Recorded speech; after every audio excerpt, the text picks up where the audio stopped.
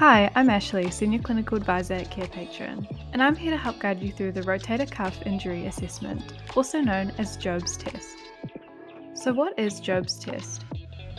The rotator cuff is a group of 4 muscles and tendons that provide stability to the shoulder joint. These muscles also help rotate and raise the arm to stabilize it in its socket. Injuries to the rotator cuff can cause pain, weakness, and limited movement in the shoulder joint.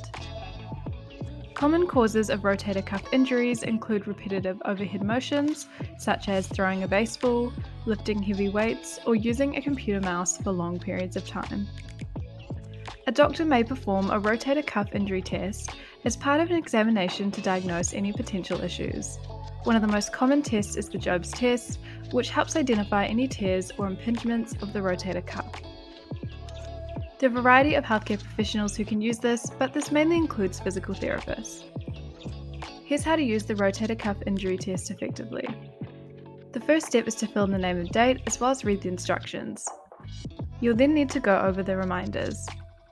The final step is to conduct the test and add additional notes if needed. To view a sample assessment of the rotator cuff injury test or Jobe's test, feel free to visit carepatron.com, where you can access and download the worksheet for free.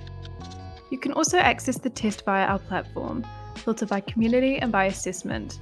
You can also type in the keywords to find the note faster, and edit however you wish.